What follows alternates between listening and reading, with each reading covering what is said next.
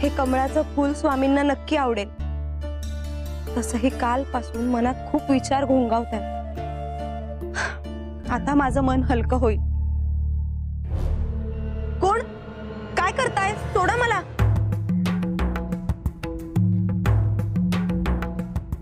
विनायक,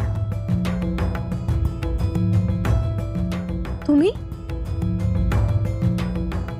अरे वा, ओळखलंस तर? मग भीती कशाची माझ्या राणीला? कालच सांगितलं ना तुम्हाला, असं अचानक येत जाऊ नका। आणि आज तर तुम्ही अचानक माझ्या घरासमोरच आलाय।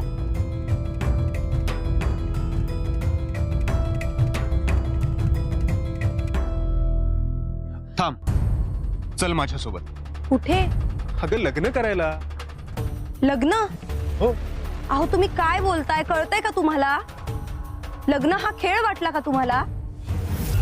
मला घरच्यांना सांगून स्वामींच्या आशीर्वादाने लग्न करायचंय, हे असं पळून जाऊन नाही। अगं मग चल ना, आत्ताच जाऊन घरच्यांना सांगू। आणि या वेळेस मला रिकाम्या हाताने जावं नाही लागणार, कारण जेव्हा जेव्हा मी बोलायचा प्रयत्न केलाय ना, तेव्हा माझ्याकडे उत्तर नव्हतं की मुलगा काय करतो, पण आता माझ्याकडे उत्तर आहे। काय उत्तर?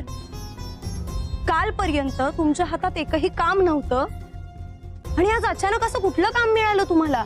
मला जसं हवं होतं अगदी तसंच काम मिळालंय मला। कालची बोलणी यशस्वी झाली। काय? खरंच? अगदी खरं। अगं कामाला लागल्या लागल्या पहिल्याच दिवशी माझ्या मालकाने मला मोठी बिदागी दिली, आणि त्या बिदागीतून मी फक्त स्वप्न न पाहता एक गोष्ट केली। तुझ्यासाठी काहीतरी आणलंय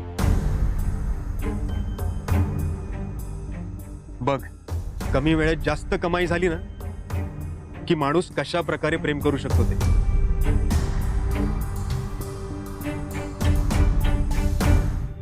ही माझ्या पहिल्या कमाईची पहिली भेटवस्तू, फक्त तुझ्यासाठी।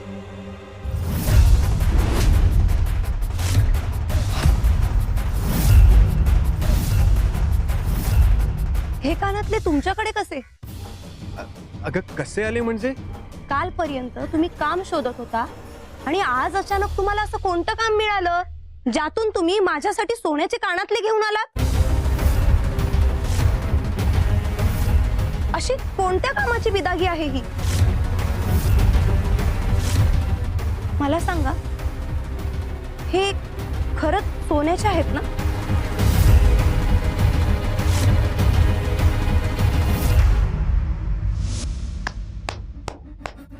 अरे वा वा वा वा विनायका, आज पहिलाच दिवस एवढा मोठा हात मारलास।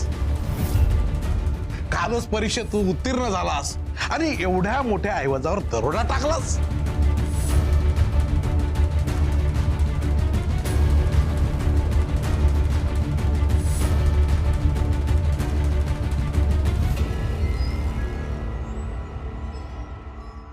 हे ठेव, असाच दरोडा टाकत जा आणि तुला रोज माझ्याकडून बक्षीस मिळत जाईल। अगं अलकनंदा, मला मिळालेल्या बिदागीच्या रकमेतूनच हे मी खरेदी केलेत कानातले तुझ्यासाठी। खोटे कसे असतील? अगं सोन्याचेच आहेत। घे।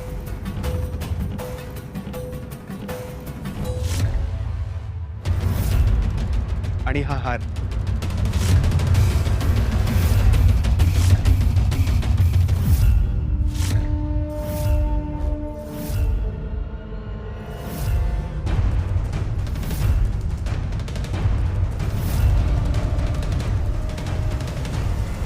लग्नात तुला अशाच दागिन्यांनी मढवायचं स्वप्न पाहिलं होतं।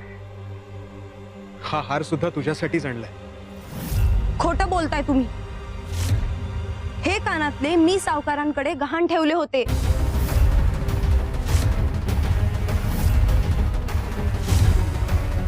अगं नाही अलकनंदा, तुझा काहीतरी गैरसमज होतोय। अगं एकसारखे दागिने सराफाकडे असूच शकतात ना। नाही नाही, हे कानातले मला माझ्या आईने दिले होते। ती तिची शेवटची आठवण होती। मी यांना चांगलंच ओळखते। रात्री सावकारांच्या घरात दरोडा पडला तेव्हा मी तिथेच होते। मी त्या दरोडेखोराचा पाठलाग सुद्धा केला। तो काय माझ्या हाती लागला नाही, आज त्याच सावकारांकडे गहाण ठेवलेले माझे कानातले तुमच्याकडे कसे? मला सांगा, कालचा दरोडा तुम्हीच घातला ना?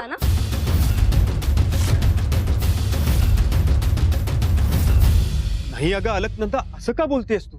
अगं मी का घालीन दरोडा? माझी शपथ घ्या आणि सांगा, काल रात्री सावकारांच्या घरी मी दरोडा घातलेला नाहीये. बोला ना. आलं, आत्ता सगळं माझ्या लक्षात आलं. ज्या अर्थी तुम्ही माझी शपथ घेत नाही आहात ना, मला स्पष्ट कळतंय की तो दरोडा तुम्हीच घातला होता. तुम्हाला कमी वेळात जास्त कमाई हवी आहे, यात काही शंकाच नाही. काल रात्री त्या सावकारांच्या घरी दरोडा पडला, त्यांच्या तिजोऱ्या रिकाम्या झाल्या आणि आज माझे गहाण ठेवलेले कानातले तुम्ही माझ्या समोर घेऊन आलात. याचा काय अर्थ समजायचा मी? ज्या अर्थी तुम्ही माझी शपथ घेत नाही आहात ना, त्यावरून हे स्पष्ट कळतंय की काल रात्री दरोडा तुम्हीच घातला होता.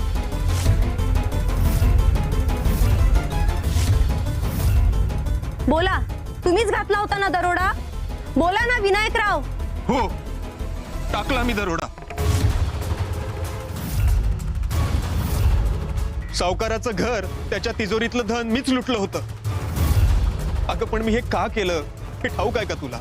हे सगळं मी तुझ्यासाठी, तुझ्या वडिलांसाठी आणि तुझ्यावरचं दुःख कमी होण्यासाठी केलं. मला मान्य आहे की हा मार्ग चुकीचा आहे, पण माझा हेतू अगं चांगलाच होता. वाईट मार्गावर उभं राहून चांगला हेतू साधणं हे पापच असतं विनायकराव. अहो, तुम्ही तरुण आहात, धडधाकट आहात, हातपाय सुद्धा तंदुरुस्त आहेत तुमचे. अक्कलकोटच्या मातीत घाम गाळला ना तरी सुद्धा रोजीरोटी मिळू शकते. कोणत्याही सन्मानाचा कामधंदा केला असता, कष्ट उपसले असते तर मी तुमच्या पाठीशी उभी राहिलेच असते. पण तुम्ही तर थेट दरोडेखोर बनायला तयार झालात. हे कसं मान्य करू मी? अलकनंदा, मी चुकलो हे मला मान्य आहे, पण माझ्या मनातलं तुझ्यावरचं प्रेम मुळीच खोटं नाहीये. अगं हा हार, हे कानातले, हे सगळं तुझ्यासाठीच केलंय मी.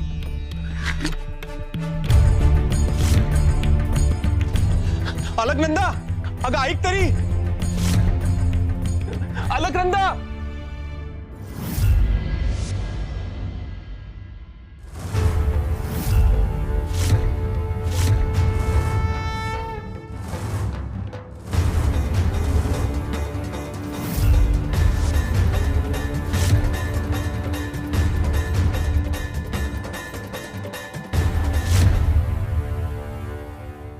गयाताई, तुम्हाला काही कल्पना आहे का? स्वामींनी गोपाळ बुवांना चित्र का काढायला सांगितलं असेल? नाही म्हणजे कालपर्यंत मठामध्ये भजन कीर्तन होत होतं आणि आता अचानक ही रंगरंगोटी चालली. अहो, स्वामींच्या मनात काय चाललंय हे आपल्याला कसं कळणार? आपण फक्त त्यांनी दिलेल्या आदेशाचं पालन करायचं. हे पहा, गोपाळ बुवांना चित्र काढायला सांगितलंय, यामागे स्वामींची काहीतरी रचना असेलच. काय रे, आम्ही सांगितलं चित्र रेखाटतोयस ना? हो स्वामी, तुम्ही सांगितलंय त्याप्रमाणे चित्र रेखाटलंय. पहा ना.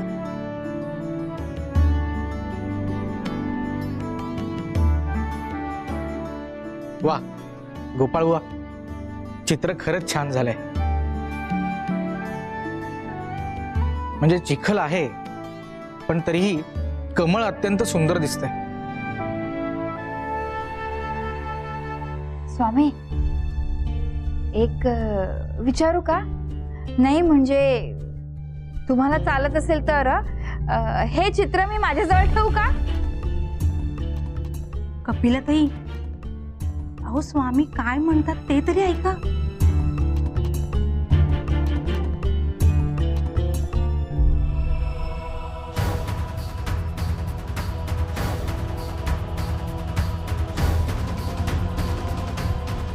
सावकाराचं घर, त्याच्या तिजोरीतलं धन मीच लुटलं होतं.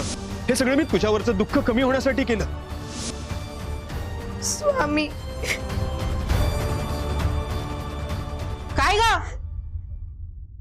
का रडतेस? अगं ए अलकनंदा, मला स्पष्टपणे सांग, दिवसभरात केलेले उद्योग आणि आता हे रडगाणं या घरात चालणार नाही.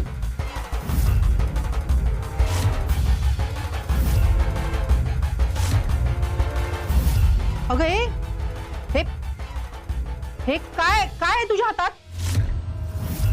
काय काय लपवतेस? काय आहे तुझ्या हातात?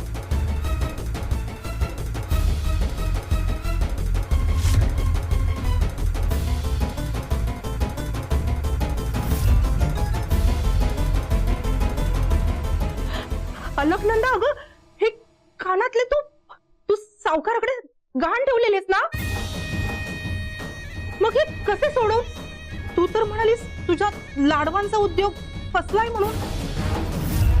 कसे आणि किती कष्ट करून आणलेस तू ते काही मला माहित नाही, पण पण हे तू सोडवून आणलेस हीच खूप मोठी गोष्ट आहे.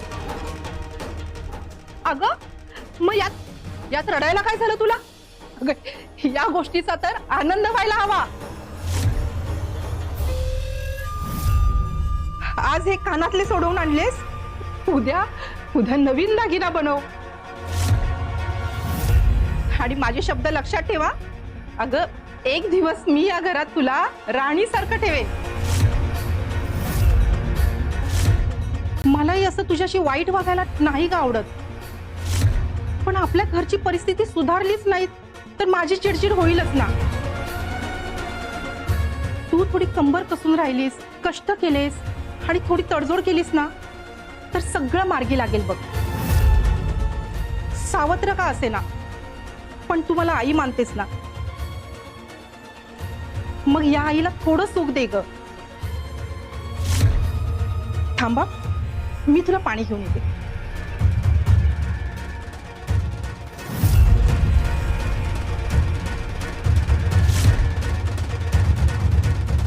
हे घे, हे पाणी पी.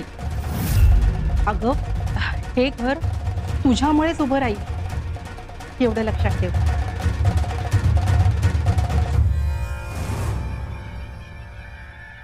अगं अलकनंदा, माझं ऐकून तरी घे. आधी तुम्ही जे काम करताय ना ते सोडा आणि मगच माझ्याकडे या. मग आपण भविष्याचं बोलू.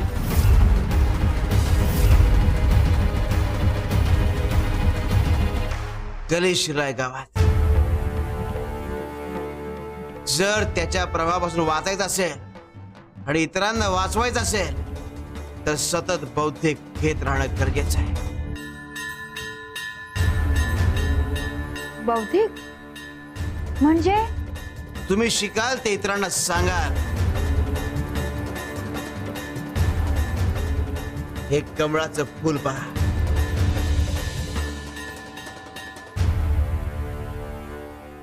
जर कलियुगात तरुण जायचं असेल तर कमळाचा आदर्श घ्यावा लागेल, याप्रमाणे व्हावं लागेल. अरे कमळाच्या आसपास पाणी कमी झालं काय, वाढलं काय? पाण्याचा त्याला स्पर्श होत नाही. पाणी कमळाच्या पाकळ्यांवर टिकत नाही. शिवाय चिखलात उगून सुद्धा कमळ अशुद्ध नसतं, शुद्ध राहतं, पवित्र राहतं, देवाच्या चरणांशी वाहिलं जातं. याच पद्धतीने मनुष्य वाईट काळात बिथरला नाही, मनाला विकाराचा स्पर्श होऊ दिला नाही. अरे सुख असो किंवा दुःख, ते भोगत असताना त्यापासून अलिप्त राहिला, त्यांना नियंत्रित करू शकला तर तो देखील मायापासून लांब राहू शकतो. कलीला लांब ठेवू शकतो. तुम्हाला ही शिकवण मिळाली, पण आम्हाला कमळ वाहण्याकरता येत असलेल्या अलकनंदा या कमळाकडून शिकवण घेते की नाही हे कळेलच. शिव शंकर शंभो. काही करून अलकनंदाला समजवायला हवंय. विनायक, तू तू इथे कसा? अरे जेव्हा वाजताचं मन दुगांगत तेव्हा मी धावून येतोच. काळजी करू नकोस, मी बोलेल अलकनंदाशी, म्हणजे होणाऱ्या वहिनीशी. तुला हे सगळं कसं कळलं? अरे मला सगळं ठाऊक आहे.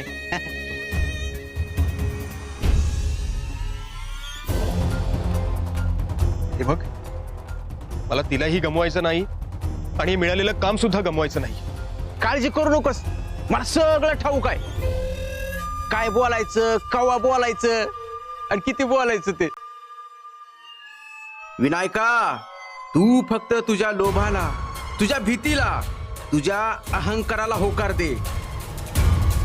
बाकी सगळं माझ्यावर सोड. कपटानं मनात शिरकाव करणं वेगळं आणि लोकांनी स्वतःहून मनात प्रतिष्ठापना करणं वेगळं. आणि लोक आमची प्रतिष्ठापना करतात, दोन्ही मध्ये फरक आहे. तू विनाशाकडे घेऊन चाललायस आणि आम्ही उद्धाराकडे नेतोय.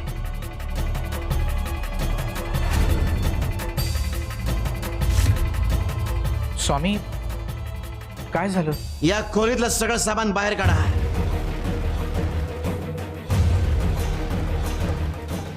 पण का? सांगितलं तेवढं करा. चला. या खोलीत एकही वस्तू दिसता कामा नाही. हो. जशी आज्ञा.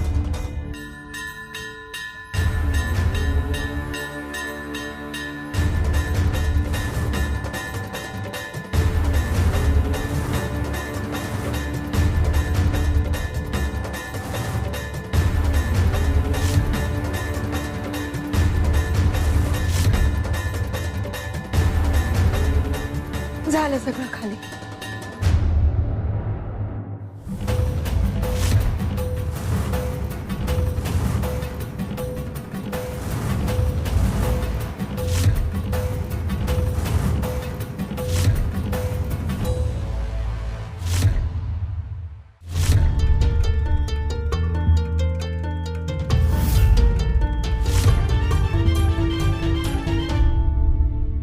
स्वामी, खोलीतून सगळ्या वस्तू बाहेर काढल्या, खोली बंद केली, पण हे सगळं का केलं कळेल का? कलियुगात एखादी गोष्ट रिकामा करण्याचा परिणाम तुम्हाला दाखवायचा आहे. दाखवतो थोड्या वेळात. स्वामी, तुम्ही कलियुगाबद्दल सांगताय आणि अक्कलकोटातही कलीचा शिरकाव झालाय. एक प्रश्न पडलाय, विचारू का? विचार. स्वामी, कलियुगाच्या आधी द्वापार युग, त्याआधी त्रेतायुग आणि त्याच्याही आधी सतयुग. मग स्वामी, सतयुगाच्या आधी कोणतं युग होतं? कलियुगच होता. हे कालचक्र आहे. कल्प आणि मन्वंतर हे सुरूच असत. स्वामी, मलाही एक प्रश्न पडलाय, विचारू? विचार. स्वामी, हे जग, हे युग देवाने निर्माण केलं, मग देवाला कोण निर्माण केलं? नाही, हे कसं कळणार आम्हाला?